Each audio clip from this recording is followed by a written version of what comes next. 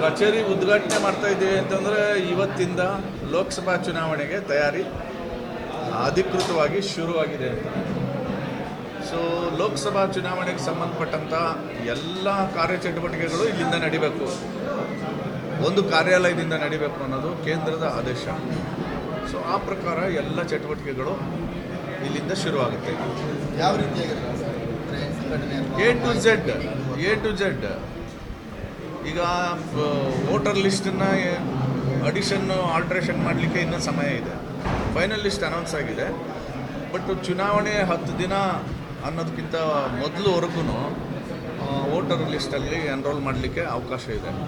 ಹೊಸ ಮತದಾರರು ಒಬ್ಬರು ಬಿಟ್ಟೋಗಬಾರ್ದು, ಅವರನ್ನು ಎನ್ರೋಲ್ ಮಾಡಬೇಕು ಅನ್ನೋದೊಂದು ಪ್ರಕ್ರಿಯೆ ನಡೀತಾ ಇದೆ. ಅದನ್ನು ನಮ್ಮ ಕಾರ್ಯಕರ್ತರು ಮಾಡ್ತಾಯಿದ್ದಾರೆ. ಆಮೇಲೆ ಗ್ರಾಮ ಚಲೋ ಕಾರ್ಯಕ್ರಮ ನಡೀತಾ ಇದೆ, ಬೂತ್ ಸಶಕ್ತೀಕರಣ ಆಗ್ತಾಯಿದೆ. ಸೊ ಹಾಗಾಗಿ ಬೂತಿಂದ ಹಿಡಿದು ಜಿಲ್ಲೆವರೆಗೆ ನಮ್ಮ ನೆಟ್ವರ್ಕ್ ಇದೆಯಲ್ಲ, 8 ಮಂಡಲಗಳು ಮತ್ತು ವಿವಿಧ ಶಕ್ತಿ ಕೇಂದ್ರಗಳು, ಮಹಾಶಕ್ತಿ ಕೇಂದ್ರಗಳು ಚಾಮರಾಜನಗರ ಲೋಕಸಭಾ ಕ್ಷೇತ್ರದ ಕಚೇರಿಗೆ ಕನೆಕ್ಟ್ ಆಗ್ತಾರೆ.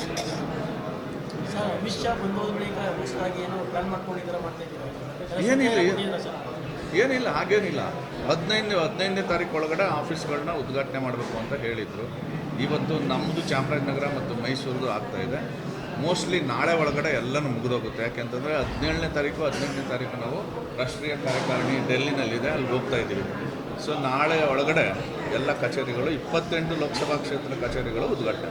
ಅಂದರೆ ಸಿಬ್ಬಂದಿಗಳಿಗೂ ಇಷ್ಟು ಕೆಲಸ ಅಂತ ಕೊಡಿಸಿರ್ತಾರೆ ಸರ್, ನಾಯಕರು ಯಾರಾದರೂ ಕ್ಯಾಟರ್ ಇರ್ತಾರೆ, ಈ ಥರ ಇನ್ಸ್ಟ್ರಕ್ಷನ್ ಕೊಡೋದಕ್ಕೆ ಇಲ್ಲಿರ್ತಾರೆ ಸಿಬ್ಬಂದಿಗಳು. ನಮ್ಮ ಲೋಕಸಭಾ ಕ್ಷೇತ್ರಕ್ಕೆ ಬೇಕಾದಂಥ ಎಲ್ಲ ಸಿಬ್ಬಂದಿಗಳಿರ್ತಾರೆ. ಕಾಲ್ ಸೆಂಟರ್ ಇದೆ. ಸೊ ಫುಲ್ಲಿ ಪ್ಯಾಕ್ಡ್ ಆಫೀಸ್ ಇದೆ.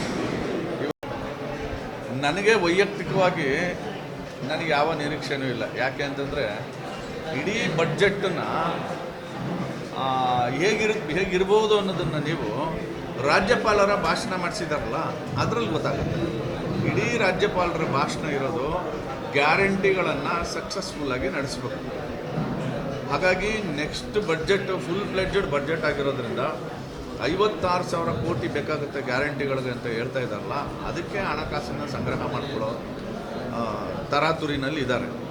ಮತ್ತು ಲೋಕಸಭಾ ಚುನಾವಣೆ ಇದೆಯಲ್ಲ, ಲೋಕಸಭಾ ಚುನಾವಣೆ ಒಳಗಡೆ ಏನು ಗ್ಯಾರಂಟಿಗಳು ಹೇಳಿದ್ದಾರೆ, ಅದು ಎಲ್ಲೆಲ್ಲಿ ಲ್ಯಾಪ್ಸ್ ಆಗಿದೆ ಅದನ್ನೆಲ್ಲ ಮುಗಿಸ್ಕೊಳ್ಳೋಕ್ಕೆ ಪ್ಲ್ಯಾನ್ ಮಾಡ್ತಾ ಇದ್ದಾರೆ. ಇದು ಗ್ಯಾರಂಟಿಗಳ ಬಡ್ಜೆಟ್. ಅಂದರೆ ಜನಸಾಮಾನ್ಯರಿಗೆ ಏನು ಸಿಗಲ್ಲ ಅಂತ. ಖಂಡಿತವಾಗ್ಲೂ ಏನೂ ಸಿಗಲ್ಲ ಸರ್. ಅನುದಾನ ತಾರತಮ್ಯ ಬಗ್ಗೆ ಸಾಕಷ್ಟು ಸುದ್ದಿ ಆಗ್ತಿದೆ. ಈಗಾಗಲೇ ಭಾಳ ಸ್ಪಷ್ಟವಾಗಿ ಪ್ರಧಾನಮಂತ್ರಿಗಳು ಮತ್ತು ಹಣಕಾಸು ಸಚಿವರು ಈಗಾಗಲೇ ಪಾರ್ಲಿಮೆಂಟಲ್ಲಿ 2 ಹೌಸಲ್ಲೂ ಸ್ಪಷ್ಟವಾಗಿ ಹೇಳಿದ್ದಾರೆ. ಮೊನ್ನೆ ದಿನ ಪ್ರಹ್ಲಾದ್ ಜೋಶಿಯವರು ಬೆಂಗಳೂರಲ್ಲಿ ಪತ್ರಿಕಾಗೋಷ್ಠಿ ಮಾಡಿ ಎ ಟು ಝೆಡ್ ನಮ್ಮ ರಾಷ್ಟ್ರದಿಂದ ನಮ್ಮ ರಾಜ್ಯಕ್ಕೆ ಏನೇನು ಹಣ ಬಂದಿದೆ, ಎಲ್ಲೂ ಲ್ಯಾಪ್ಸ್ ಆಗಿಲ್ಲ, ಎಲ್ಲೂ ಅನ್ಯಾಯ ಆಗಿಲ್ಲ ಅನ್ನೋದನ್ನ ಹೇಳಿದ್ದೀವಿ. ರಾಜಕೀಯ ಕಾರಣಗಳಿಗೋಸ್ಕರ ಅನ್ಯಾಯ ಆಗಿದೆ ಅಂತ ಹೇಳ್ಕೊತಾ ಇದ್ದಾರೆ. ಹೇಳಿ, ತೊಂದರೆ ಇಲ್ಲ, ಜನ ತೀರ್ಮಾನ ಮಾಡ್ತಾರೆ. Thank you.